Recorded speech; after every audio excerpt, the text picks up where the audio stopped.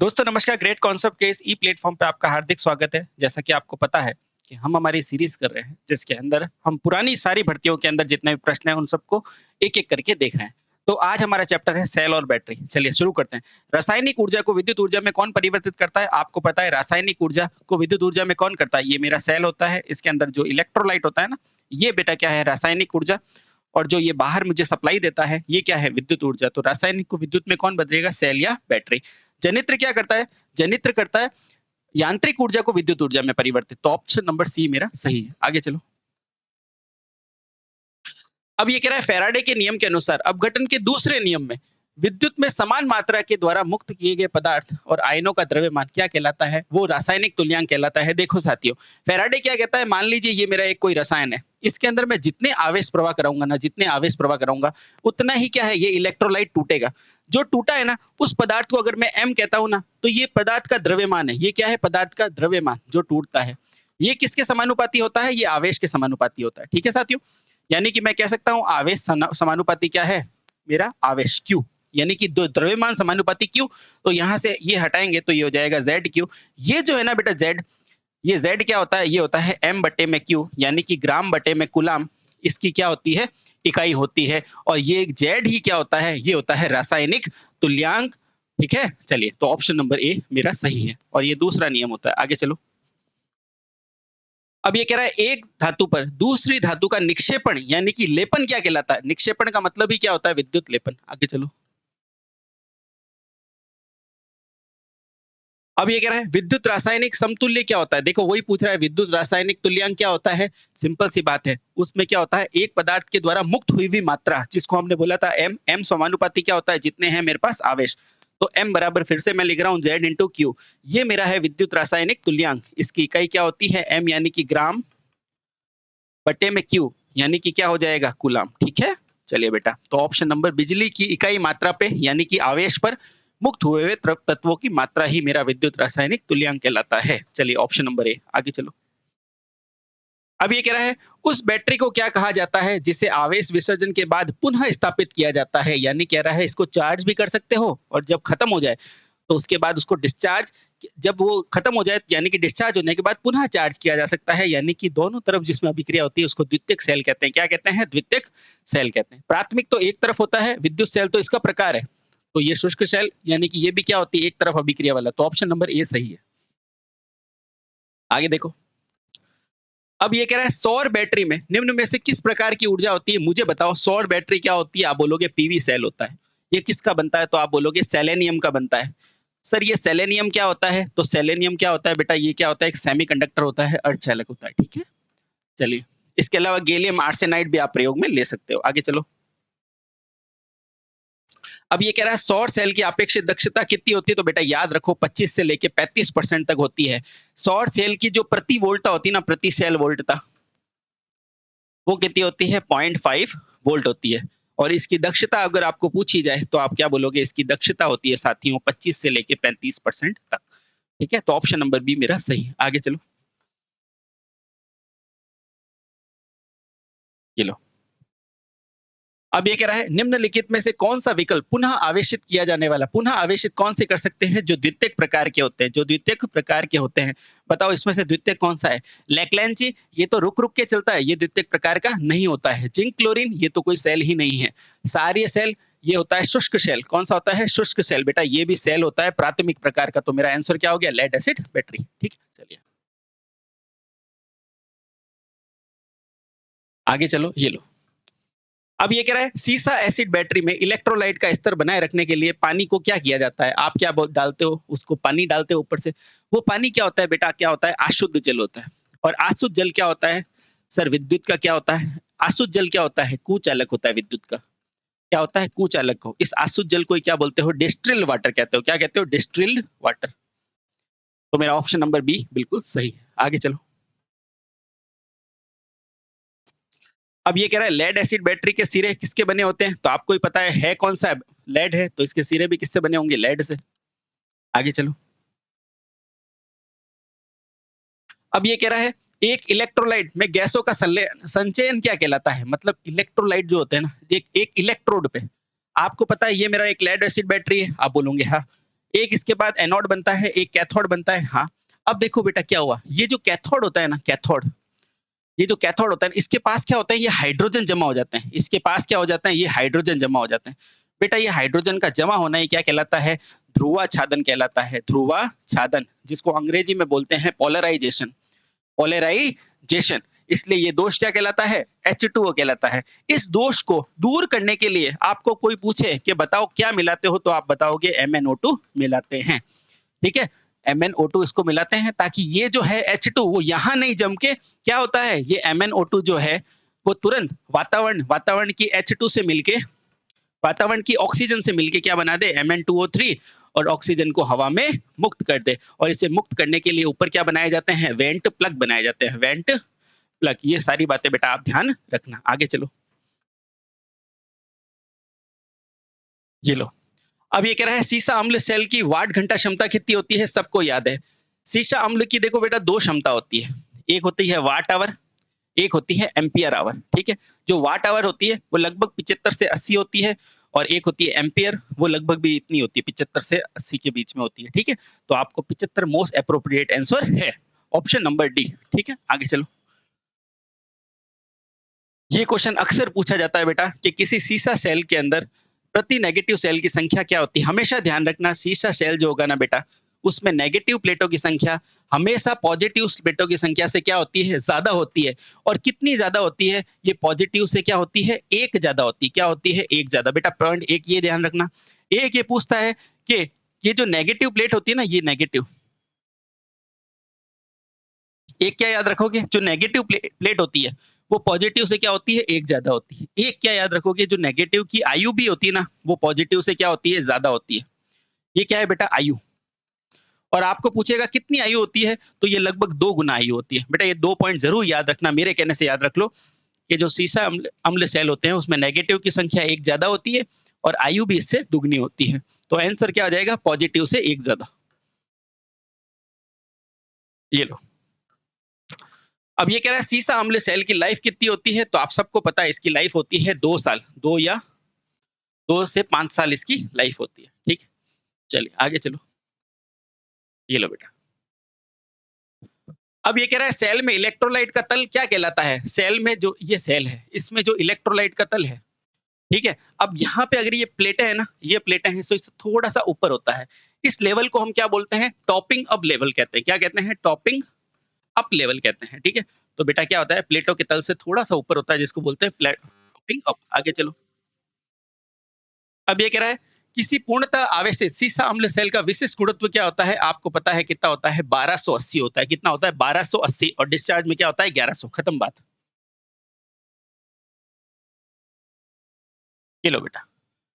अब ये कह रहा है जब लेड एसिड बैटरी को पूरी तरह से आवेशित की जाती है तो क्या होता है, आपको भी पता है, जब लेड एसिड पूरी तरह से आवेशित होती है तो H2SO4 का अपेक्षित घनत्व क्या हो जाता है, बढ़ जाता है। ठीक है, और डिस्चार्ज होने पर अपेक्षित घनत्व क्या हो जाता है, कम हो जाता है। तो क्या याद रखोगे कि अपेक्षित घनत्व जब ये क्या हो जाएगी, चार्ज होगी ना, यानी कि आवेश होगी, आवेशित होगी, तो क्या हो जाएगा, इसका घनत्व जो होगा वो क्या हो जाएगा, बढ़ेगा। और अगर ये डिस्चार्ज होगी तो इसका घनत्व क्या हो जाएगा बेटा, कम हो जाएगा। बस ये 2 चीजें याद रखो। ठीक है, तो अपने को क्या पूछा है, आवेशित होने पर क्या होगा, इसका घनत्व थोड़ा सा बढ़ जाएगा, तो स्पेसिफिक घनत्व क्या हो जाएगा, बढ़ जाएगा, यानी थोड़ा सा गाढ़ा हो जाएगा। आगे चलो।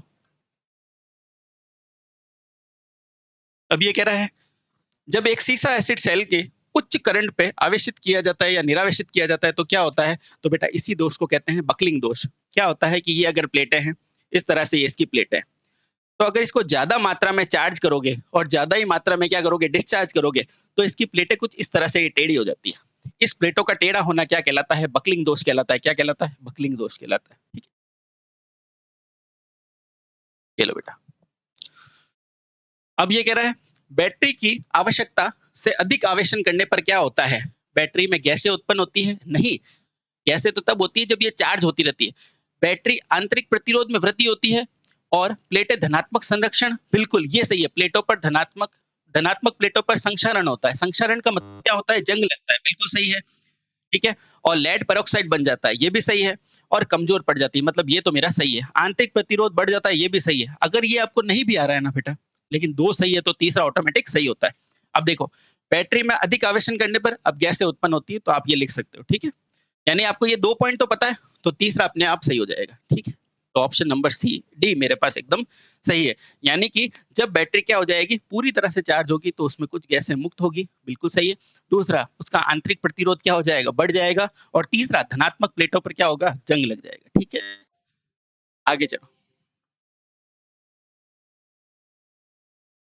अब ये कह रहा है, किसी बैटरी में अत्यधिक आवेशन करने का क्या परिमाण है। मुझे पता है, ज्यादा आवेश करूंगा तो उसकी प्लेटें मुड़ जाएगी। उस मुड़ी हुई प्लेटों को क्या बोलते हैं, बकलिंग। देखो ऑप्शन है क्या, धनात्मक प्लेटों पर संक्षारित होने लगेगी, ये भी पड़ा है, और वो कमजोर हो जाएगी, और कमजोर होने के कारण ही तो ये मुड़ेगी, तो इसको ही बोलते हैं बकलिंग। आगे देखो, बैटरी में आंतरिक प्रतिरोध बढ़ जाएगा, बिल्कुल सही है, ये भी सही है, यानी कि एक और दो दोनों सही है, ठीक है। चलो, ये लो बेटा अगला। सारे यूपी पीसीएल में आए हैं आपके। सारे बैटरी निम्न में से किस क्रिया द्वारा उत्पन्न करती है। अब देखो, सारे बैटरी हो चाहे नॉर्मल बैटरी हो, सब रासायनिक ऊर्जा को विद्युत ऊर्जा में बदलती है। तो आंसर क्या आ जाएगा, रासायनिक क्रिया से।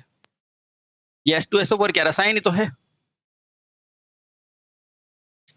सेल में शॉर्ट सर्किट का क्या कारण होता है, मुझे बताओ। सेल में शॉर्ट सर्किट कब हो जाएगा, जब उनके बीच का जो इलेक्ट्रोलाइट हो जाएगा वो चालक बन जाएगा।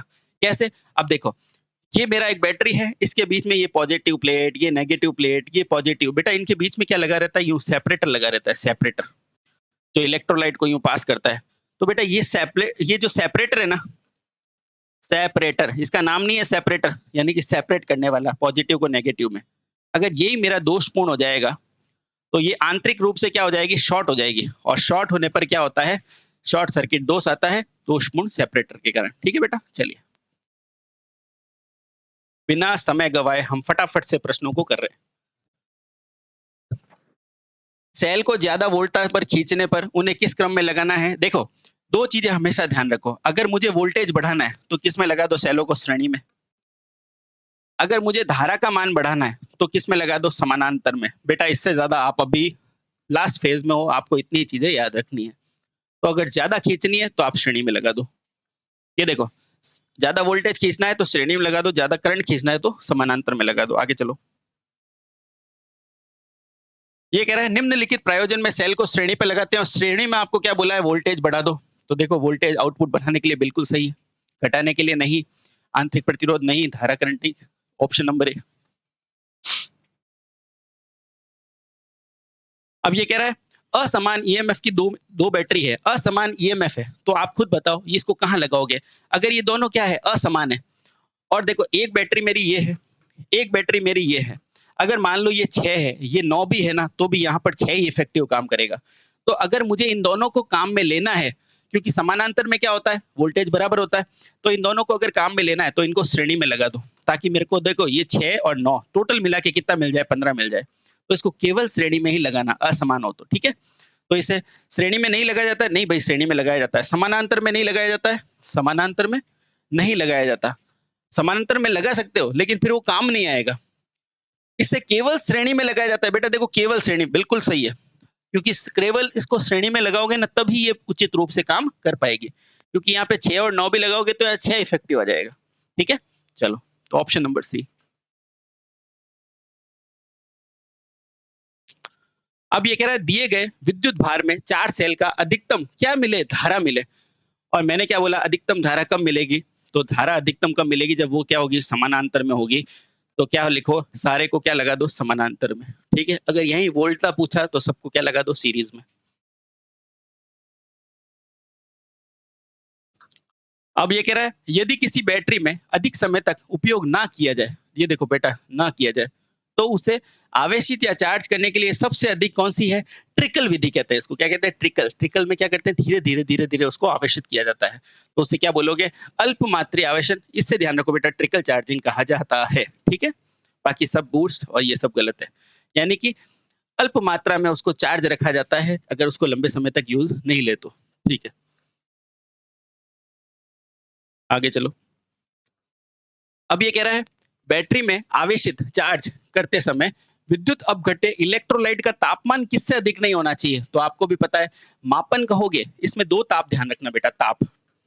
एक तो ताप में ध्यान रखोगे माप, के लिए और एक ताप रखोगे ये विद्युतीय अपघटन अपघटन के लिए। जो मापन का उचित तापमान होता है वो कितना होता है 20 डिग्री सेंटीग्रेड और अपघटन का कितना होता है 40 डिग्री सेंटीग्रेड। ध्यान रखना बेटा, ऑप्शन नंबर डी सही है। 1 मिनट, चलिए अगला।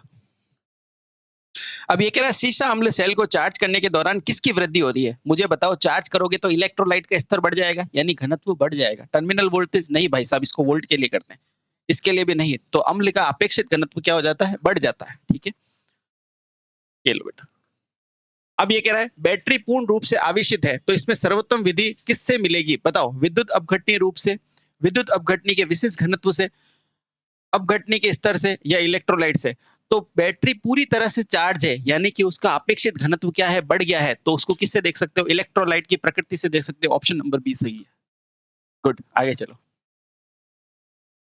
अब ये कह रहा है निम्नलिखित में से किस युक्ति में धनात्मक और नेगेटिव यानी कि घटाव के चिन्ह दिए जाते हैं? मुझे बताओ किस में दोगे? बैटरी में भी पॉजिटिव नेगेटिव होता है, बिल्कुल होता है। वोल्ट मीटर में भी मेरा पॉजिटिव नेगेटिव होता है, ये देखो, ये पॉजिटिव नेगेटिव, और बैटरी में तो होता ही है।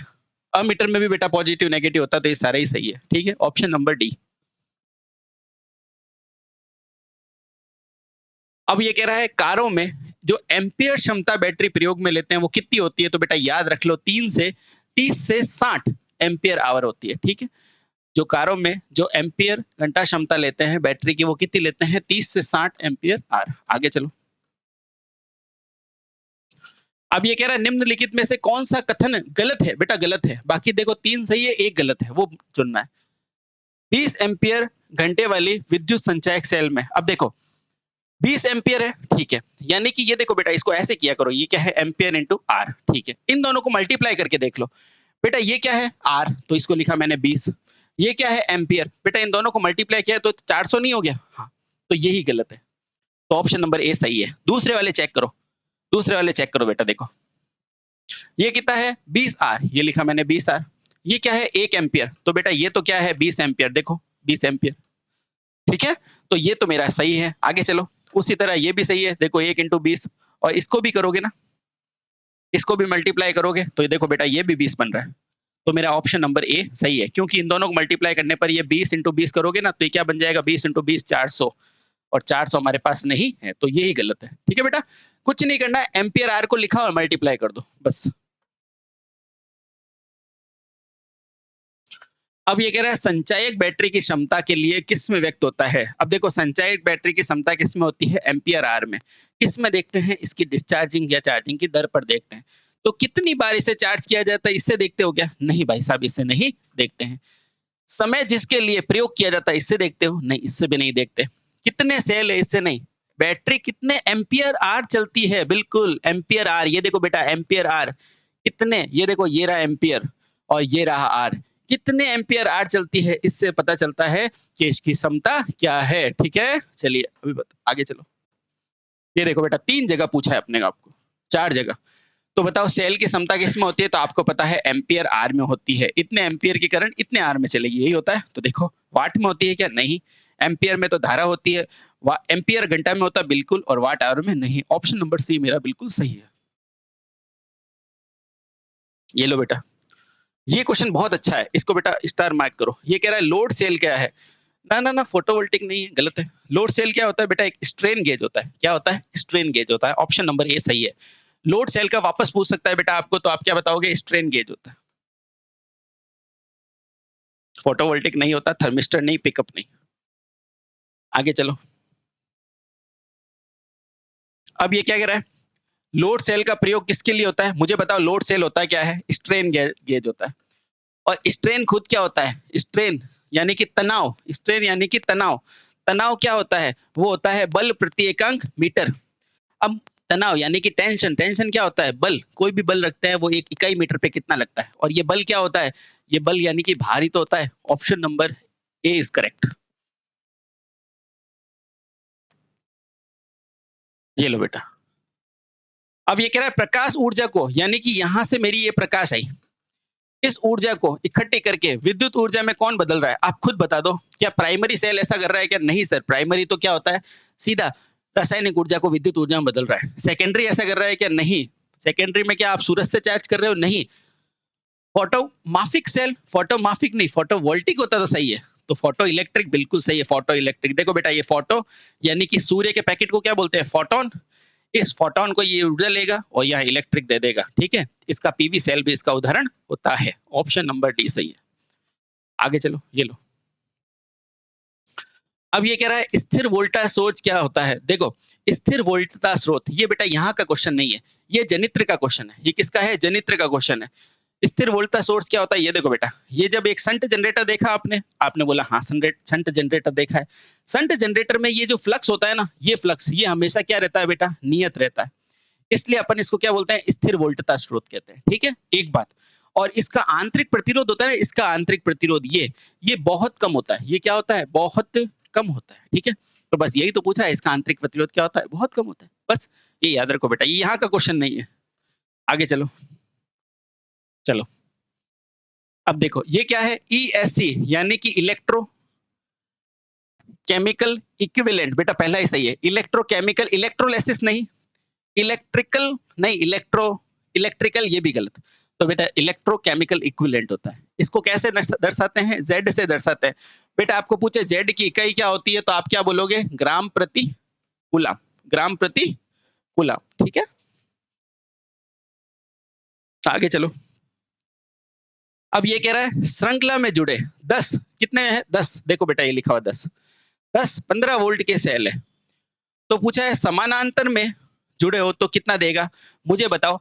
ये श्रृंखला में जुड़े हुए हैं, 1 2 3 4 5, इस तरह से ये 10 जुड़े हुए हैं, इस तरह से 2, और कुल मिला के कितना दे रहे हैं? कुल मिला के अगर ये 15 दे रहे हैं, तो मुझे ये बताओ, अगर कुल मिला के 15 वोल्ट है, ठीक है, तो अगर एक कितने हैं? ये टोटल 10 है, तो एक की वोल्टता V हो जाएगी। भाई ये V है, ये V है, ये V है, ऐसे V इंटू 10 मिलाओगे जब भी तो 15 वोल्ट बनेगा। यही तो कह रहा है, 10 वोल्टों की 15 वोल्ट उत्पादित करते हैं, ठीक है। तो एक की वोल्टता कितनी हो जाएगी? आप बोलोगे 15/10, यानी कितनी हो जाएगी? 1.5 वोल्ट। ये क्या है? एक सेल की वोल्टता है, यानी कि ये भी 1.5, ये भी 1.5, ये भी 1.5, ठीक है। अब ये क्या कह रहा है? यदि इन्हें समानांतर में जोड़ दे तो तुल्य कितनी हो जाएगी? तो आ जाओ जोड़ दो। तो अब मैंने इसको लगा दिया, ये एक सेल को यहाँ, एक सेल को यहाँ, एक सेल को यहाँ, समानांतर में जोड़ दिया। ये भी 1.5 है, ये भी 1.5 है, बेटा ये 1.5 है, इस तरह से 10 लगा दिया। तो मुझे बताओ समानांतर में कुल मिला के तो एक ही वोल्टता मिलेगी। समानांतर में वोल्टता सदैव समान होती है, इसलिए तुल्य कितनी हो जाएगी? 1.5। आगे चलो। अब ये कह रहा है यदि 1.5 वोल्टता के 6 को श्रृंखला में जोड़ दिया जाए तो जोड़ दो। ये 1, ये 2, ये 3, ये 4, ये 5, ये 6, ठीक है, जोड़ दिए। एक की कितना है? 1.5, ये भी 1.5, इस तरह से ये सारे 1.5 है। ऐसे है कितने? 6। तो बताओ सेल में विपरीत दिशा में जुड़ा हुआ है, लेकिन ये कह रहा है लेकिन एक क्या है? विपरीत दिशा में। तो मैं इसको उल्टा बना दूं। ये कह रहा है एक जो सेल है ना, ये विपरीत दिशा में, ठीक है। अब बताओ कितनी हो जाएगी? तो आसानी से देखो, आसानी से देखो बेटा, इसको कैसे करोगे? देखो आराम से देखो बेटा, ये क्या है? पॉजिटिव नेगेटिव, ये क्या है? पॉजिटिव नेगेटिव, ये पॉजिटिव नेगेटिव, ये पॉजिटिव नेगेटिव, ये पॉजिटिव नेगेटिव, ये क्या है? नेगेटिव पॉजिटिव, ठीक है। अब ऐसे सेलों को करने का तरीका देखो बेटा, ये इसकी उल्टी ध्रुवता है कि नहीं है? हाँ है, तो ये इसको काट देगी, ठीक है। तो बचेगी कितनी? 1 2 3 और 4, यानी कि 4 है और एक की ध्रुवता कितनी है? 1.5। तो मेरा इफेक्टिव क्या हो जाएगा? 6 वोल्ट हो जाएगा, ठीक है। क्या बोला है इसने? कि 6 सेल है, श्रृंखला में जुड़े हुए हैं और एक जो है वो उल्टा है। अगर एक उल्टा है तो ये इसका कैंसिल हो जाएगा, तो पीछे 4 बचेंगे, 4 का मैंने निकाल दिया। आगे चलो। अब ये कह रहा है यदि एक बैटरी है वो 6 घंटे चलती है, 10 एम्पियर की धारा लेती है, तो बताओ इसकी रेटिंग क्या होती है? बैटरी की रेटिंग हमेशा क्या होती है बेटा? Ampere into are. एम्पियर कितना है? आप बोलोगे 10, आर कितना है? 6। तो बताओ, आप खुद बताओ कितना हुआ? 60 एम्पियर आर। ये ला, ऑप्शन नंबर सी। अब ये अच्छा क्वेश्चन है। ये कह रहा है एक धातु का टुकड़ा कितना है? 12 ग्राम का है, यानी m बराबर कितना है? 100 ग्राम। एक धातु का टुकड़ा कितना है? 100 ग्राम का है। उस पर सोने की परत चढ़ानी है, ठीक है। अगर बहने वाली धारा I कितना है बेटा? 10 एम्पियर। और ECE क्या होता है बेटा? Z का मान कितना दे रखा है? 0.0068, ठीक है। अगर 25 मिनट तक की जाए तो टी का मान कितना दिया हुआ है बेटा? 25 मिनट, ठीक है, 25 मिनट। तो अपने को क्या निकालना है? 25 मिनट है, तो कितनी परत चढ़ाएगा? ठीक है, एक धातु है 100 मीटर की है, ज़ेड है, ठीक है, तो कैसे निकालेगा 25 परत?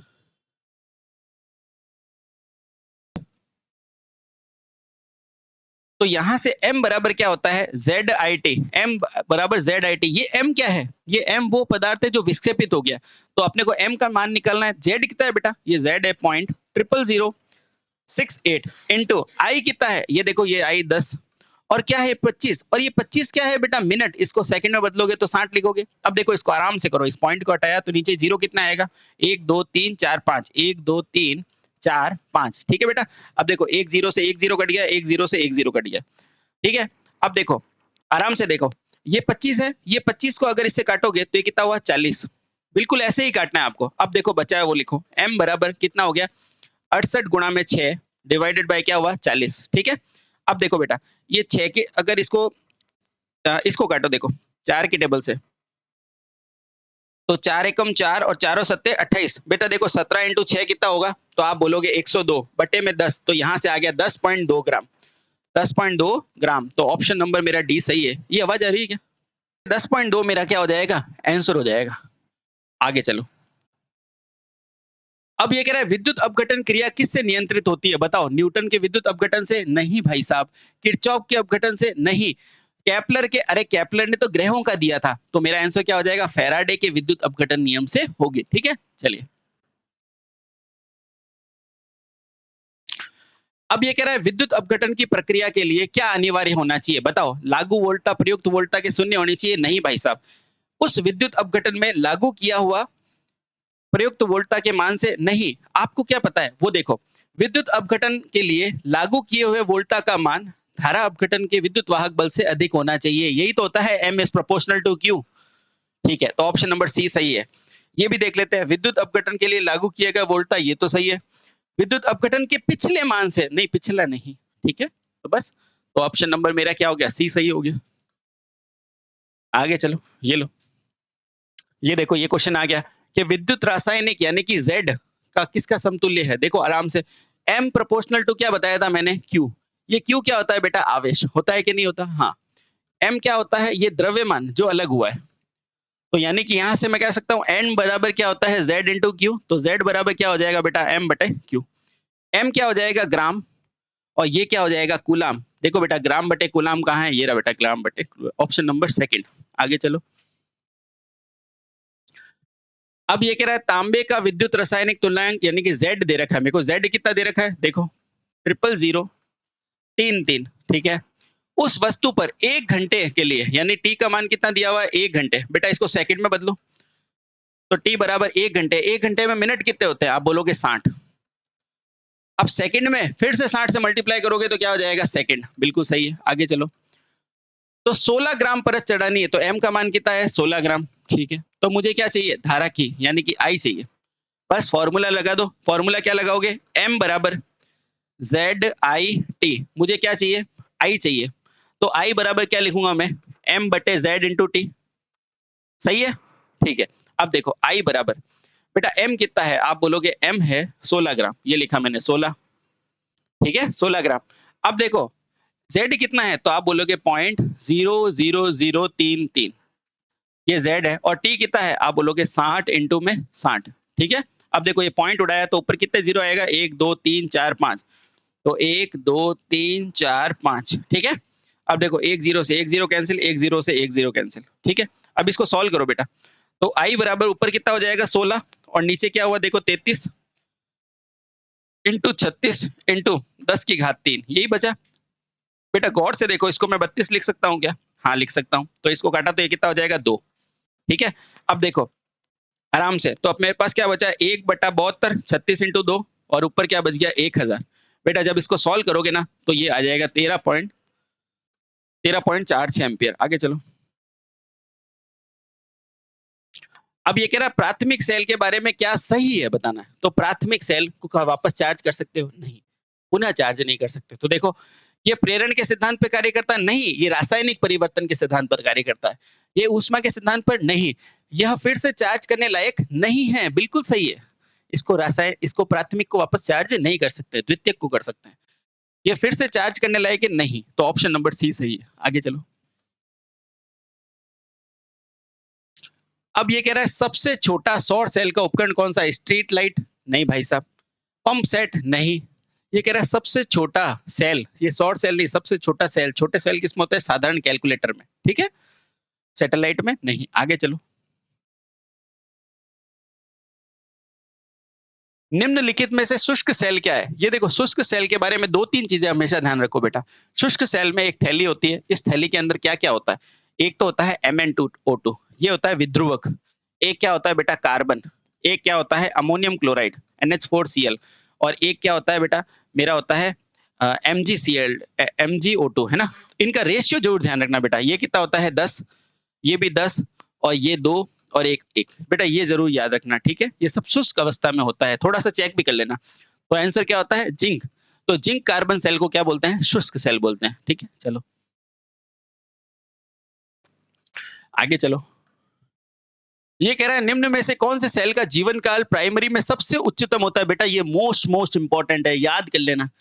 ये क्वेश्चन आपके आएगा तो आएगा, ये जरूर याद कर लेना। तो आंसर क्या है? Lithium cell. प्राथमिक सेल में सबसे ज्यादा जीवन काल किसका है? लिथियम का है। आगे चलो। फिर से आ गया देखो बेटा, फिर से आपके एग्जाम में आएगा ये, फिर से मोस्ट है। प्राथमिक सेल में सबसे अधिक जीवन काल किसका है? Lithium cell, lithium cell. अब ये कह रहा है अल्ट्रा स्ट्रीम के आधार पर बैटरी की किसकी डिजाइन की जाती है? तो आपको पता है ली बहुलक, याद कर लेना। अगर पतली पतली मुझे बैटरी देखनी है तो उससे किससे डिजाइन करोगे आप? ली बहुलक से करोगे। किससे करोगे? ली बहुलक से। तो ऑप्शन नंबर सी मेरा सही। ये देखो, ये आपको पूछेगा इस तरह की बैटरी आपने देखी है? बिल्कुल आपने देखी है, ये लेड एसिड बैटरी है। पूछा है इस आकृति में पहचानो ये बैटरी कौन सी है? हम रोज देखते हैं, ये लेड एसिड बैटरी होते हैं, ये इसके टर्मिनल्स होते हैं, ठीक है। और ये क्या है? वेंट प्लग है, जहां से ऑक्सीजन, कोई भी गैस होती है ना, हाइड्रोजन वगैरह, वो बाहर निकलती है, ठीक है। आगे चलो। ये भी बहुत अच्छा क्वेश्चन है बेटा, याद कर लो। इंपॉर्टेंट क्वेश्चन है, इंपॉर्टेंट क्वेश्चन है। द्वितीयक सेल का दूसरा नाम क्या होता है? एक्यूमुलेटर होता है। तीसरे सेल का दूसरा नाम क्या होता है? एक्यूमुलेटर। आगे चलो। अब ये कह रहा है सीसा अम्ल सेल को पुनः आवेशित क्यों किया जाता है? तो आपको भी पता है, इसमें रासायनिक अभिक्रिया होती है उत्क्रमणीय, अनुत्क्रमणीय। बेटा एक तो होती है उत्क्रमणीय, जो रासायनिक अभिक्रिया दोनों दिशा में चलती है। एक होती है अनुत्क्रमणीय, जो एक दिशा में चलती है। अनुत्क्रमणीय प्राथमिक सेल में होती है, और उत्क्रमणीय जो होती है वो दोनों दिशाओं में होती है। तो मेरा ऑप्शन क्या है? ऑप्शन नंबर सी सही है, ठीक है। चलिए आगे चलो एक बार। चलिए, ये कह रहा है लेड एसिड बैटरी में चार्जिंग के दौरान क्या होता है? चार्जिंग के दौरान जो इलेक्ट्रोलाइट होता है ना, उसका स्तर अच्छा हो जाता है, जम जाता है। तो बताओ। या फिर इसने प्लेटों के बारे में पूछा है, तो चार्जिंग में एक होती है, देखो बेटा, एनोड प्लेट, एक होती है कैथोड। जो एनोड जो होती है ना, वो किस कलर की हो जाती है? वो चॉकलेट ब्राउन कलर की हो जाती है। कैसे होती है? चॉकलेट ब्राउन कलर की होती है, बस यही पूछा है, ठीक है, ब्राउन कलर की होती है। तो ऑप्शन नंबर डी मेरा बिल्कुल सही है कि चार्जिंग के समय एनोड किसकी होती है? तो चॉकलेट ब्राउन कलर की होती है। आगे चलो। और डिस्चार्जिंग में जरूर पूछेगा बेटा, डिस्चार्जिंग में एनोड और कैथोड दोनों व्हाइट हो जाती है, ठीक है। आगे चलो। जब एक बैटरी एक बाह्य विद्युत परिपथ से डिस्चार्ज हो रही है, ठीक है, तो इलेक्ट्रॉनों का प्रवाह कैसा होता है? तो इलेक्ट्रॉनों का प्रवाह हमेशा क्या होता है? धन इलेक्ट्रोड पे होता है। देखो कैसे होता है, ये मेरा पॉजिटिव है, ये मेरा क्या है? नेगेटिव है। यहाँ मेरे आयन्स है H+ आयन, और ये क्या है? SO4 आयन, यानी कि नेगेटिव आयन। बेटा यहाँ पर ये क्या है? ये डिस्चार्ज हो रही है, ये डिस्चार्ज हो रही है। अब डिस्चार्ज होगी यानी कि धारा ऐसे जा रही है, धारा ऐसे जा रही है, यानी कि इलेक्ट्रॉन मेरे यहाँ आ रहे हैं। तो ये यही तो पूछ रहा है, इलेक्ट्रॉनों का प्रवाह क्या होता है? इलेक्ट्रॉन का प्रवाह देखो बेटा, धन इलेक्ट्रोड की तरफ होता है। किसकी तरफ होता है? धन इलेक्ट्रोड की तरफ। आराम से देखो, ठीक है। ये डिस्चार्ज हो रही है, यानी कि धारा इधर जा रही है, तो इलेक्ट्रॉन विपरीत दिशा में, यानी धन इलेक्ट्रोड की तरफ। तो ऑप्शन नंबर ए सही। आगे चलो।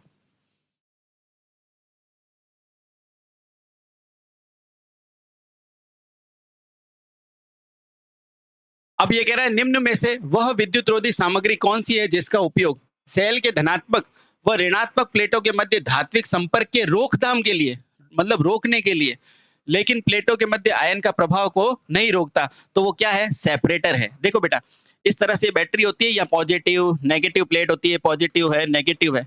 अब इनके बीच में क्या लगा रहता है, सेपरेटर लगा रहता है, जालीनुमा सेपरेटर, सेपरेटर, ठीक है। तो उसको बोलते हैं सेपरेटर, जो आयन प्रवाह को नहीं रोकता। अब ये कह रहा है तापमान वृद्धि के साथ क्या होता है, मुझे बताओ। इलेक्ट्रोलाइट होता है, इलेक्ट्रोलाइट। इलेक्ट्रोलाइट का ताप गुणांक कैसा होता है, अल्फा कैसा होता है, आप बोलोगे एनटीसी। यानी एनटीसी मतलब क्या है, यानी कि ताप बढ़ाओगे तो प्रतिरोध क्या हो जाएगा, इसका घट जाएगा। तो आ जाओ, तो इसमें ताप वृद्धि की है तो प्रतिरोध घटेगा, तो प्रतिरोध वृद्धि होगी क्या, नहीं भाई साहब, प्रतिरोध में कमी होगी। अरे धातुओं के प्रतिरोध में नहीं, इलेक्ट्रोलाइट के। तो देखो इलेक्ट्रोलाइट के प्रतिरोध में कमी होगी, बहुत सही। यहाँ देखो आप जल्दबाजी में ये मत लगाना, यहाँ लिखा है धातुओं के प्रतिरोध में, धातुओं में नहीं, इलेक्ट्रोलाइट के प्रतिरोध में कमी होगी। ऑप्शन नंबर सी सही है।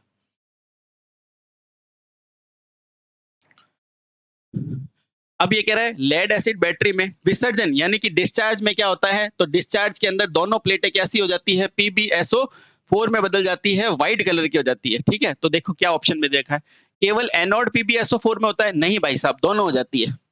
एनोड और कैथोड PbSO4 में रूपांतरित होती है, बिल्कुल सही है। कैथोड नहीं, ये नहीं, जब भी डिस्चार्ज होगा तो एनोड और कैथोड दोनों PbSO4 में हो जाएगा। आगे चलो, अब देखो ये अभिक्रिया, एनोड पर विसर्जन यानी कि डिस्चार्ज हो रहा है, तो उसमें क्या अभिक्रिया होगी, तो आराम से।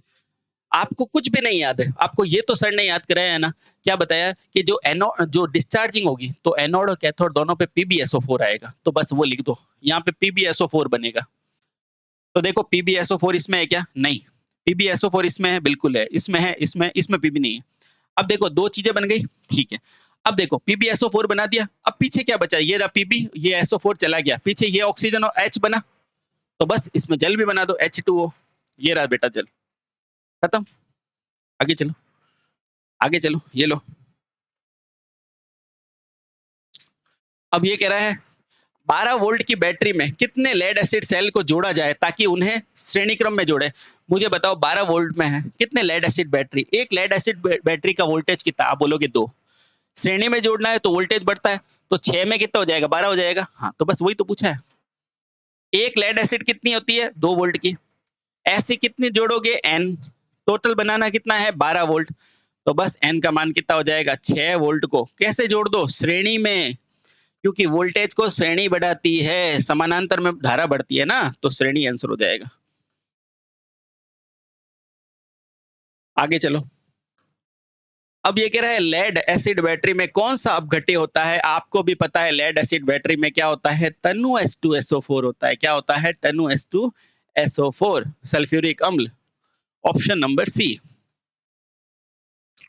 अब ये कह रहा है किसी विद्युत अपघट्य का विशिष्ट प्रतिरोध किससे मापा जाता है, तो आपको पता है हाइड्रोमीटर से नापा जाता है, किससे, हाइड्रोमीटर से।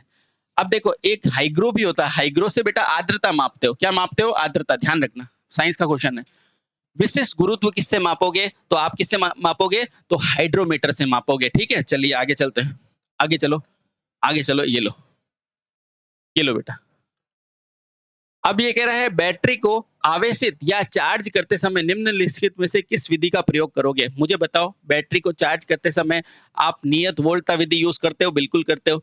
स्थिर धारा करते हो, बिल्कुल करते हो। नियत वोल्टा और धारा करते हो, बिल्कुल करते हो। तीनों ही विधि करोगे, 1 2 3 तीनों ही सही है। अगला ये कह रहा है एक सब स्टेशन में, सब स्टेशन क्या होता है, पावर प्लांट में बिजली का फलन क्या होता है, तो बिजली का फलन क्या होता है, बैटरी, क्या होता है, बैटरी। अब उसको क्या लिखोगे, ये क्या करती है, जैसे सब स्टेशन पर ये इस तरह से ये ट्रांसफार्मर लगे हुए हैं, बस बार बार लगी हुई है, तो इसको चलाने के लिए एक यहाँ पर क्या होता है, बैटरी का रूम होता है, बैटरी का रूम होता है।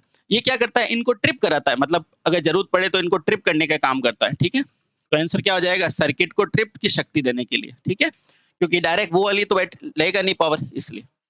वोल्टेज विनियम है नहीं, ये नहीं, ये नहीं, ठीक है। आगे चल, आसान सा क्वेश्चन है। ये कह रहा है वह रेट कौन सी है जिसमें बैटरी की धारिता, धारिता को क्या बोलते हैं इंग्लिश में, आप बोलोगे कैपेसिटी, क्या बोलोगे, कैपेसिटी का निर्माण किया जाता है। तो बताओ कैपेसिटी का सी ले लो, तो इसको सी रेट ही कहते हैं, कैपेसिटी रेट। आगे चलो, अब ये कह रहा है किसी सोलर पीवी सेल का वक्र कैसा होता है? तो सोलर पीवी सेल का वक्र क्या होता है? इस तरह से होता है। क्यों होता है? ये अरेखीय होता है। क्या होता है? अरेखीय होता है। अरेखीय क्यों होता है? क्योंकि पीवी सेल होता क्या है? पीवी सेल खुद क्या होता है? सेमीकंडक्टर होता है। पीवी सेल क्या होता है? सेमीकंडक्टर होता है और सेमीकंडक्टर कभी भी ओम के नियम का पालन नहीं करता है। ठीक है बेटा? इसलिए वो अरेखीय होता है। आगे चलो। किसी बैटरी का प्रयोग करने के योग्य धारिता को ज्ञात कीजिए यदि निम्नलिखित शब्दावली कौन सी है? तो मुझे बताओ, बैटरी के लिए अपने को धारिता का क्या हो जाएगा? वो क्या हो जाएगा? निस्तारण यानी कि डिस्चार्जिंग। डिस्चार्जिंग की गहराई से पता करते हैं, ठीक है? निस्तारण की गहराई से यानी कि कितना टॉपिंग अप पॉइंट नीचे है उससे अपन क्या करते हैं? उसकी धारिता का निर्धारण करते हैं। तो निस्तारण की गहराई बिल्कुल सही है। आगे चलो। अगला, किसी सौर पीवी सेल में हमेशा कैसे बनता है? डीसी बनता है, ठीक है? आउटपुट टर्मिनल में वोल्टता कैसी होती है? तो डीसी होती है, ठीक है? बैटरी में भी डीसी होती है। आगे चलो। अब ये कह रहा है यदि सौर सेल किरणन बढ़ता है यानी ये सूर्य की किरणें है ना, ये पीवी सेल पे ज्यादा पड़ रही है, ज्यादा पड़ रही है, ज्यादा पड़ रही है, तो क्या यहाँ से जो आउटपुट निकलेगी उस पर फर्क पड़ेगा क्या? नहीं, क्योंकि आउटपुट तो बेटा ये प्लेटें बना रही है, ये प्लेटें बना रही है, ये प्लेटों की कैपेसिटी क्या होती है? फिक्स होती है। सूर्य की किरणें ज्यादा पड़े या कम पड़े, ये काम उतना ही करेगी, आउटपुट उतना ही देगी और डीसी में आउटपुट देगी। कैसे देगी? डीसी में आउटपुट। तो अब अगर ये इनकी किरणें ज्यादा पड़ी है, अब मान लो ये गर्मी का मौसम है और किरणें ज्यादा है, तो ये ज्यादा क्षेत्रफल पे पड़ेगी ना, तब ये ज्यादा मान देगी, ठीक है? अगर ये कम क्षेत्रफल पे पड़ेगी तो कम मान देगी। तो सिंपल सी बात है, जितना, तो इसलिए तो कहते हैं ये जो सोलर सेल होता है ना, इस पे पूरी तरह डिपेंड किस पे होता है? सूर्य पे होता है। तो ये क्या हो जाएगी? बढ़ेगी। आगे चलो। निम्नलिखित में से किस उपकरण में बैटरी का एक आवश्यक घटक है? बताओ, ताप विद्युत संयंत्र का एक आवश्यक घटक है क्या? नहीं। ताप विद्युत यानी कि थर्मल, उसमें तो कोयला चाहिए, ठीक है? यूपीएस यानी कि अनट्रिप्टेड पावर सप्लाई, बिल्कुल कब हो सकता है अनट्रिप्टेड? क्योंकि अनट्रिप्टेड बैटरी देखे कभी कंप्यूटर के अंदर होगा। देखो कंप्यूटर के पास एक छोटा सा एक बॉक्स होता है, बोलते हैं यूपीएस, ताकि अगर सप्लाई कट भी जाए ना तो उससे अपने को सप्लाई मिलती रहती है। तो ये होगा। परिणाम मित्र में नहीं चाहिए, जल विद्युत में नहीं चाहिए। ऑप्शन नंबर बी सही है। आगे चलो। अब ये कह रहा है किसी बैटरी की दक्षता किससे क्षमता किससे होती है? तो आपको बताया है ए इंटू एच यानी कि एम्पियर आर में दर्शाई जाती है। Option number C. अब ये कह रहा है निम्नलिखित में से किस प्रणाली में बैटरी की आवश्यकता नहीं होती है? बताओ, वाहन में कभी आपको बैटरी देखी है? बिल्कुल होती है। वाहन में तो बैटरी होती है ना, तो भी तो लाइट चलती है, इंडिकेटर चलता है ना, गाने चलते हैं। सोलर इन्वर्टर में चलती है, बिल्कुल चाहिए। यूपीएस में भी चाहिए। ये ब्लास्ट में नहीं चाहिए। बताओ ये ब्लास्ट कहाँ होती है? आपने ट्यूबलाइट देखी है? हाँ सर, ट्यूबलाइट देखी है। ट्यूबलाइट के सर्किट के अंदर इस तरह से एक ब्लास्ट बनी हुई होती है, कॉइल, ठीक है? इस कॉइल में क्या, इस कॉइल में बैटरी चाहिए? नहीं सर, इस कॉइल में बैटरी नहीं चाहिए। तो यही तो इसने पूछा है, किसमें बैटरी नहीं चाहिए? तो ब्लास्ट में नहीं चाहिए, खत्म। ब्लास्ट को क्या बोलते हैं? चौक बोलते हैं। ब्लास्ट को क्या बोलते हैं? चौक। लिख देता हूं मैं। ब्लास्ट को क्या बोलते हैं? चौक बोलते हैं। और इस चौक को चलाने के लिए बैटरी नहीं चाहिए।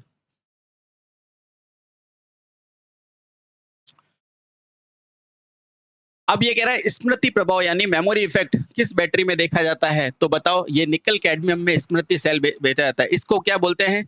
निकल कैडमियम सेल, है ना? इसमें स्मृति प्रभाव देखा जाता है। एक और होती है बेटा, एक होती है निफे यानी कि निकल आयरन। क्या होती है? निकल आयरन। निकल आयरन। बेटा ये निकल आयरन को और क्या बोलते हो? तो इसको एडिशन बैटरी भी कहते हैं। क्या कहते हैं? Edison battery. तो इसमें क्या पाया जाता है? इसमें कौन सा प्रभाव पाया जाता है? स्मृति प्रभाव पाया जाता है, ठीक है? अब आप पूछोगे स्मृति प्रभाव क्या है? तो स्मृति प्रभाव क्या होता है? जब भी अपन किसी, आपने कभी देखा हो कोई बैटरी होती है, उस बैटरी में अपन कम चार्ज करते हैं ना, यानी कि 60% पे चार्ज करके अपन यूज करने लग जाते हैं, तो उसकी इमेज बन जाती है और वो फिर 60 होते ही फुल दिखाने लग जाती है ना? उसको कहते हैं स्मृति प्रभाव।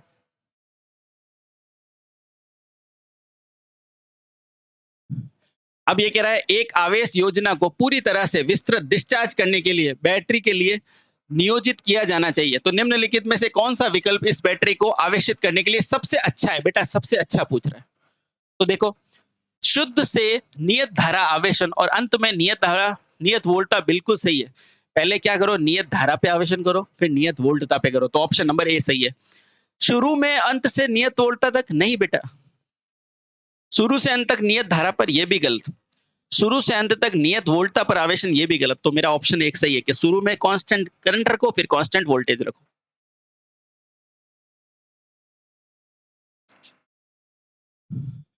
अब ये कह रहा है ईंधन सेल में यदि ए एक ऊर्जा है और उसको बी से परिवर्तित किया जा रहा है, तो बताओ क्या है। मुझे बताओ ईंधन सेल, ये क्या है ईंधन सेल। आपने बैटरी देखी है? हाँ सर। रिमोट की बैटरी देखी है? हाँ। ये रिमोट की बैटरी है। इस रिमोट की बैटरी के अंदर क्या भरा हुआ है? आप बोलोगे रसायन भरा हुआ है। और ये क्या चला रहा है? आगे सिग्नल दे रहा है, यानी कि विद्युतिक सिग्नल दे रहा है, मेरे को डीसी विद्युत दे रहा है। तो बताओ ये ए क्या है? ए रसायन है और बी क्या है? विद्युत है।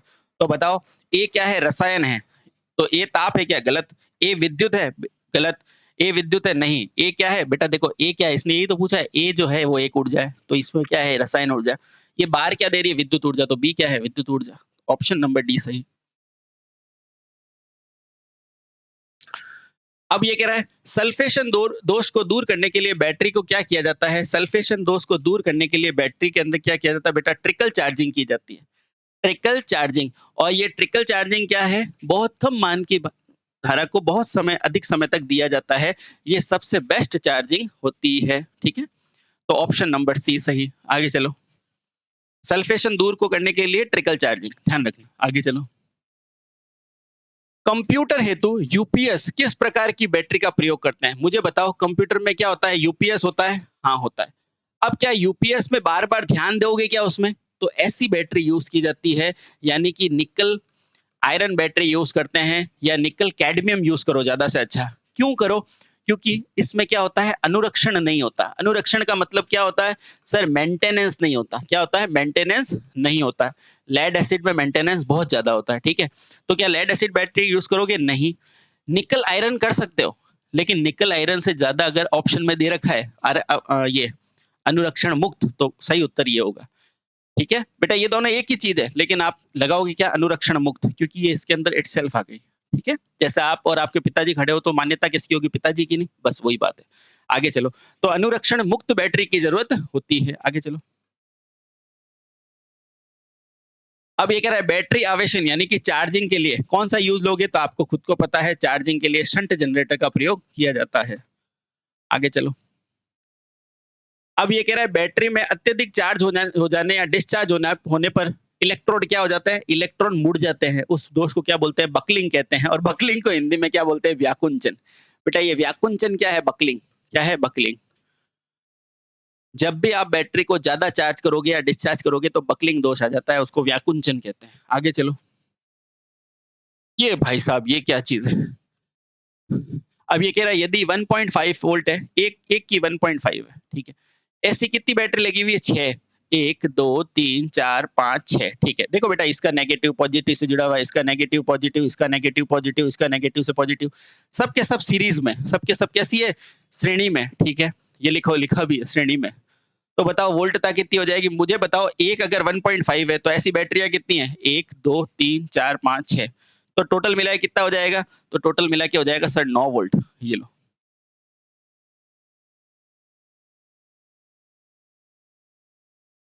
अब ये कह रहा है फोटोवोल्टिक सेल किस प्रकार का पदार्थ होता है? तो आपको पता है कोई भी फोटोवोल्टिक होता है वो ज्यादातर किसका बनता है? सेलेनियम का बनता है, गैलियम आर्सेनाइड का बनता है। ठीक है, इनका बनता है। ये सब क्या है? ये सब क्या है? अर्धचालक है। क्या है? अर्धचालक। ऑप्शन नंबर डी मेरा सही है। ठीक है, आगे चलो। अब ये कह रहा है इनमें से कौन सा कथन बैटरियों के प्रबंधन में बरती जाने वाली सावधानी को इंगित नहीं करता है? ठीक है बेटा, नहीं पे गौर करो, यानी कि 3 सही है, 1 गलत है, वो गलत पहचानना है। हमेशा समय समय पर स्नेहक देना चाहिए। बार बार तेल डालोगे क्या उसमें? नहीं, उसमें तेल नहीं, पानी डाला जाता है। तो ये तो गलत हो गया। और यही पूछा उसने कौन सा गलत है, तो बेटा यही है। आगे, कभी कभी दोनों टर्मिनल को संपर्क में ना बनने दे, बिल्कुल सही बात है ये तो। बैटरी में संपर्क से बचाए, धातु को संपर्क से बचाए, बिल्कुल सही है, ताकि वो कनेक्ट नहीं हो जाए सुरक्षा उपकरण के। तो बेटा एक ही गलत है, वो है हमेशा पर स्नेहक तेल लगाते रहे, ये गलत है। ठीक है, आगे चलो। ऑप्शन नंबर ए सही है। आगे चलो। ये कह रहा है निम्न में से कौन सा सेल पूरी तरह से चार्ज हो जाने का संकेत है? मुझे बताओ, पूरी तरह से जब चार्ज होगी तब उसके अंदर क्या निकलने लग जाएगी? गैस, गैस निकलने लग जाएगी। तो बताओ वज़न से पता चलेगा? नहीं, इतना सा तो होता है, वज़न से क्या पता कर लोगे? और अगर लेड एसिड होगी तो वो भारी होती है, उससे भी वज़न से पता नहीं करोगे। तापमान से नहीं, परिमाण से नहीं, बेटा गैसन से। गैसन यानी कि गैस से, उसके अंदर से जो प्लग होता है ना, वहाँ से यूँ-यूँ गैसें निकलने लगेगी, ठीक है? चलिए, आगे चलो।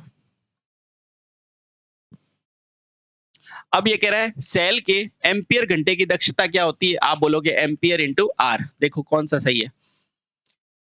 बट्टे तो हो गए ही। देखो एम्पीयर आर चार्ज बटे एम्पीयर घंटा निर्वहन। नहीं बेटा ये नहीं। एम्पीयर घंटे की डिस्चार्ज बटे एम्पीयर घंटे की चार्ज, बिल्कुल सही है। देखो दक्षता क्या होती है? आप बोलोगे दक्षता होती है सर आउटपुट बटे में इनपुट, ठीक है? आउटपुट क्या होगी? जब वो डिस्चार्ज हो रही होगी, और इनपुट क्या हो रही होगी? जब वो चार्ज हो रही होगी। तो बस लिखो, ये लिखोगे डिस्चार्ज और नीचे क्या लिखोगे? चार्ज। और इसके आगे तो वही आएगा एम्पियर आर, ये रहा बटा एम्पियर आर। सिंपल सा समझो, ये एक बैटरी है, वो आउटपुट क्या करेगी? जब वो दे रही होगी कुछ, यानी डिस्चार्ज हो रही होगी, और लेते समय क्या होगी? चार्ज होगी। तो ये क्या होगा? चार्ज बटे डिस्चार्ज, ठीक है? तो ये देखो एम्पियर आर। तो एम्पियर आर किसके? डिस्चार्ज के। और एम्पियर आर किसके? चार्ज के। ऑप्शन नंबर बी मेरा बिल्कुल सही है। अब ये कह रहा है निम्न में से कौन सा लेड एसिड बैटरी सीसा का सक्रिय पदार्थ है? मुझे बताओ। एक तो होता है इसमें पॉजिटिव इलेक्ट्रोड, एक नेगेटिव होता है, एक होता है इलेक्ट्रोलाइट H2SO4, और वो भी कैसा? तनु। ये पॉजिटिव किसका होता है? आप बोलोगे PbO2 का। बहुत बढ़िया। लेड पेरोक्साइड का। ये स्पंजी लेड होता है, बिल्कुल सही है। तो देखो इसका स्पंजी लेड बिल्कुल होता है, ये नेगेटिव होता है। तनु सल्फ्यूरिक ये इलेक्ट्रोलाइट होता है, बिल्कुल होता है। प्लास्टिक का आधान, रुको, ये लेड पेरोक्साइड बिल्कुल होता है, ये पॉजिटिव टर्मिनल। इसने क्या पूछा है? कौन सा नहीं है? तो बताओ कौन सा नहीं है? प्लास्टिक का आधान ये नहीं है। तो मेरा ऑप्शन क्या हो गया? सी बिल्कुल सही हो गया। सी बिल्कुल सही हो गया। इसने क्या पूछा है? कौन सा नहीं है, ठीक है? कौन सा नहीं है? तो सी बिल्कुल सही है, ठीक है? क्योंकि स्पंजी लेड भी होता है, नेगेटिव टर्मिनल होता है, सल्फ्यूरिक एसिड इलेक्ट्रोलाइट होता है, और लेड पेरोक्साइड पॉजिटिव टर्मिनल होता है। बस खत्म। क्वेश्चन बहुत आसान होंगे बेटा, ध्यान पूरा आप क्वेश्चन में रखना। निम्नलिखित में से कौन सा लेड एसिड बैटरी सीसा संचयक का हिस्सा? फिर से देखो नहीं है। तो इलेक्ट्रोलाइट तो इसका हिस्सा होता है, प्लेट इसका हिस्सा होता है, ऊष्मीय कक्ष इसका हिस्सा नहीं होता। तो ऑप्शन क्या? सेपरेटर भी होता है। तो ऑप्शन क्या हो जाएगा मेरे लिए? सी। आगे चलो, ये याद करो बेटा। लेड एसिड बैटरी की वाट आवर क्षमता कितनी होगी? तो लेड एसिड की वाट आवर क्षमता कितनी होती है? 72 से 80, 70 से 80 याद रख लो बस। तो ऑप्शन नंबर बी। अब ये कह रहा है लेड एसिड बैटरी में प्रति नासिका वोल्टेज, नॉमिनल वोल्टेज कितना होता है? तो nominal voltage lead acid battery का कितना होता है? 2 वोल्ट। तभी तो अपन ने एक क्वेश्चन नहीं किया था कि 12 वोल्ट में 2 वोल्ट की अगर बैटरी है तो कितनी बैटरियां लगेगी? तो आप बोले थे कि 12 है, 2 है, यानी कि 6 बैटरियां, 6 सेल लगेंगे, है ना? बोला था। तो कितना होता है? 2 वोल्ट होता है। ये कह रहा है लेड एसिड बैटरी में एम्पियर आर दक्षता कितनी होती है? अभी बताया था बेटा। देखो यहाँ पर इंपॉर्टेंट है बेटा, एक होती है दक्षता, दो तरह की होती है। एक होती है वाट आवर, एक होती है वाट आवर, एक होती है एम्पियर आवर। वॉट आवर देखो अभी आपने को बताया था मैंने, ये देखो, ये रहा, ये रहा बेटा। ये कौन सी दक्षता है? Watt hour. कितनी है? 70 से 80। अब देखना, आराम से देखना, आराम से इसको देखना। आगे चलो, ये देखो बेटा, आराम से देखो। ये दक्षता दो होती है, एक होती है वाट आवर, एक होता है एम्पियर आवर। ये एम्पियर आवर ज्यादा होती है, ऐसे ध्यान रखो, ठीक है? और वाट आवर कितनी होती है? 70 से 80। और ये कितनी होती है बेटा? ये 90% तक होती है, ठीक है? तो अगर ये वाट आवर पूछता तो ये हो जाती, लेकिन अभी ये नहीं पूछ रहा है, ये भी नहीं, ये नहीं, ये होती है एम्पियर आवर।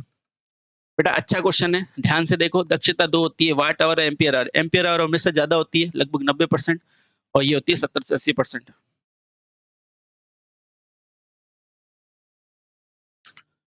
अब ये कह रहा है जब लेड एसिड बैटरी को पूर्ण रूप से अधिक होती है तो ये कैथोड पर और एनोड पर क्या होती है? मैंने आपको क्या बोला? जब पूर्ण रूप से होती है क्या, जब जब लेड एसिड पूर्ण रूप से अधिक होती है तब कैथोड और एनोड पे क्या मुक्त होती है? यानी ये चार्जिंग की बात कर रहा है।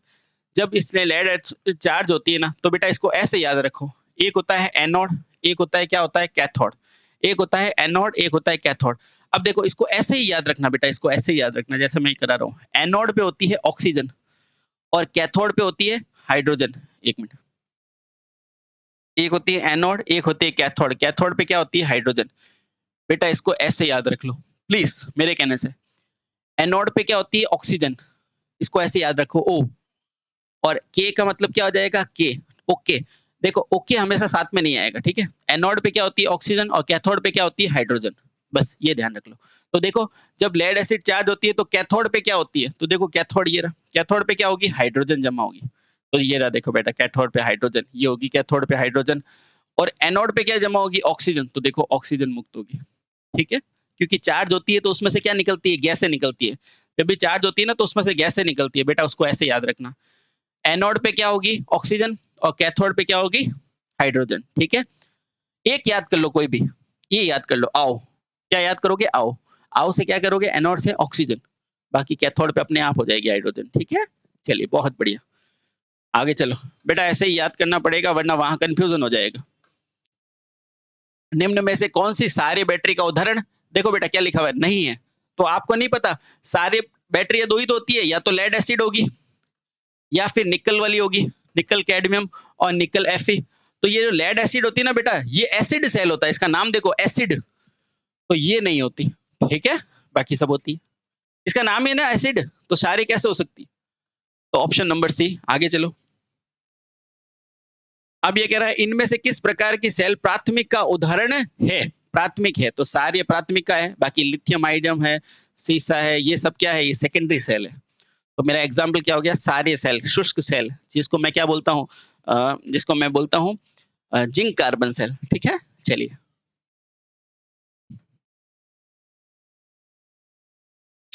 अब ये कह रहा है निकल आयरन में विद्युत अपघट्य क्या होता है? देखो आराम से, निकल आयरन का बेटा आपको अन्य नाम पूछे निकल आयरन का, तो इसको बोलोगे निफे सेल। और अन्य नाम पूछे तो क्या बोलोगे? इसका नाम होता है एडिसन सेल। क्या होता है? एडिसन सेल, ठीक है। इसके अंदर जो इलेक्ट्रोलाइट यूज में लेते हो, वो इलेक्ट्रोलाइट क्या यूज में लोगे? आप बोलोगे KOH लोगे, 21% विलियन के साथ, ठीक है। H2SO4 किस में लेते हो? तो वो H2SO4 उसमें लेते हो, लेड एसिड में, ठीक है। चलो अब ये कह रहा है निकल कैडमियम बैटरी के धनात्मक पे अभिक्रियाशील सामग्री कौन सी होती है? आपको पता है जो भी निकल कैडमियम होता है ना बेटा, ये क्या होती है? अनुरक्षण, अनुरक्षण के बिना होती है। और कैडमियम यूज करने पर चालकता इसकी बढ़ जाती है, प्रतिरोध क्या हो जाता है? कम हो जाता है आंतरिक। अब इसके धनात्मक प्लेटें जो होती है ना, धनात्मक प्लेटें वो किससे बनी होती है? NiOH होल ट्वाइस, यानी कि निकल हाइड्रोक्साइड से बनी हुई होती है, ताकि जल बने। देखो ये, ठीक है। Option number B. अब देखो फिर से धनात्मक, बेटा धनात्मक का जरूर पूछेगा। और आपको ये तो पता है कि निकल में एक तो इलेक्ट्रोलाइट कौन सा होता है? KOH होता है। और एक इसकी धनात्मक किसकी होती है? NiOH whole twice. तो बस आपको ये तो पता है इसमें क्या बनेगा? Ni बनेगा, OH बनेगा और होल ट्वाइस। ये तो आपको पता है ना कि धनात्मक प्लेटों पे क्या बनेगा? पता है ना। तो बस इधर आ जाओ। क्या NiOH बनेगा? नहीं, NiOH होल ट्वाइस या तो ये बनेगा, ये नहीं बनेगा, ये नहीं बेटा, हो गया ना। बस इतना आसान होता है। आप बस ये याद रखो Ni और ब्रैकेट में OH होल ट्वाइस बनेगा, आंसर आ गया, खत्म बात। और ये तो KOH तो इलेक्ट्रोलाइट ही है। आगे चलो। अब ये कह रहा है आवेशन के दौरान सीसा अम्ल सेल में डक्ट जो होते हैं वो खुले क्यों रहते हैं? ताकि उसमें जो गैस बनी है वो निकल जाए। और गैस के लिए मैं फिर से याद करा देता हूँ। एनोड पे कौन सी गैस निकलेगी? आओ, ऑक्सीजन। और कैथोड पे कौन सी निकलेगी? H, ठीक है, हाइड्रोजन। ये गैस है, निकलने के लिए डक्ट होता है। क्या होता है? डक्ट। और उससे क्या होती है? गैस निकलती है, ठीक है। Option number B. जब बैटरी को बहुत कम दर पर आवेशित किया जाता है तो बैटरी को आवेशित करने की विधि क्या कहलाती है? ये क्या कहलाती है? स्थिर विधि कहलाती है, स्थिर वोल्टता विधि के साथ ट्रिकल चार्जिंग कहलाती है। क्या कहलाती है? ट्रिकल। और ये ट्रिकल क्या है? बेस्ट विधि है। जब बैटरी को बहुत कम दर पर, यानी कि बहुत कम धारा पर, धारा क्या है? बहुत कम, और अधिक समय के लिए जो विधि होती है ना, ये सबसे बेस्ट होती है बेटा, सबसे बेस्ट। इस बेस्ट विधि को क्या बोलते हैं? ट्रिकल चार्जिंग कहते हैं बेटा। तो मंद गति वाली ट्रिकल चार्जिंग। ये गलत, ये गलत, स्थिर वोल्टता गलत, ठीक है। बेस्ट चार्जिंग होती है बेटा ट्रिकल चार्जिंग। अब ये कह रहा है दो बैटरी है E1 और E2, उसका विद्युत वाहक बल दे रखा है 6 वोल्ट और 2 वोल्ट, ठीक है। आंतरिक प्रतिरोध दे रखा है 2 और 3, 5 ओम के साथ समानांतर में जुड़ी हुई है, ठीक है? ठीक है, ओके। अब दो बैटरी दे रखी E1 और E2, जिसका विद्युत वाहक दे रखा है 6 और 2, आंतरिक प्रतिरोध दे रखा है 2 और 3, तो 5 ओम के साथ समानांतर में जुड़ी है। सबसे पहले 5 बनाओ बेटा। ये बना दिया 5 ओम। इसके साथ समानांतर में कैसे जुड़ी होगी? इस तरह से। इस तरह से जुड़ी होगी, ठीक है। अब इसका आंतरिक प्रतिरोध कहाँ बनाओगे? यहाँ पर, ठीक है। ये कितनी है बेटा? 6 वोल्ट और ये कितनी है? 2 वोल्ट, ठीक है। आंतरिक प्रतिरोध कितना है? 6 वोल्ट वाली का 2 ओम और इसका कितना है? 3 ओम। तो ये पूछा यहाँ टर्मिनल पे वोल्टेज कितनी होगी? बेटा टर्मिनल पे वोल्टेज होगी वही यहाँ पे भी वोल्टेज होगी और वही क्या होगी? यहाँ पर भी वोल्टेज होगी। तो बस यहाँ से मैं केसीएल निकाल देता हूँ। तो ये यहाँ पे मैं I1 मान लेता हूँ, यहाँ पे I2 हो जाएगा, तो ये I3 हो गया। तो मैं यहाँ से कह सकता हूँ, क्या कह सकता हूँ कि V माइनस ऑफ 6 बटे में 2 प्लस V माइनस 2 बटे में 3 प्लस V बटे में 5 बराबर 0। अब इसका एलसीएम ले लो, कितना हो जाएगा? 30, तो ये हो जाएगा 15। V माइनस 6 प्लस ये कितना हो गया? 6 V माइनस 2 प्लस 6 वोल्ट बराबर 0। ये उधर जाके 0 हो जाएगा। अब देखो बेटा 15 इंटू V क्या हो जाएगा? 15V minus of 90 plus 6V minus of 12 plus 6V बराबर 0। अब इनको जोड़ो, 6 और 6 कितना हुआ? 12, 12 और 15 कितना हुआ? 27 वोल्ट बराबर। ये 90 और 12 कितना हुआ? 102, उधर जाके हो जाएगा 102। तो यहाँ से मेरा बेटा V कितना निकल गया? ये देखो यहाँ पे, तो V बराबर हो गया 102 बटे 27। बेटा इसको मैं लगभग 3 मान लूं? मान लो सर। तो देखो लगभग इसको 30 मानोगे ना, तो कितनी बार कट जाएगा? 3, 90, यानी कि 3 के आसपास आंसर आएगा। आंसर ये रहा, ठीक है, ऑप्शन नंबर ए। ठीक है, अगला हम नेक्स्ट वीडियो में करते हैं। Thank you.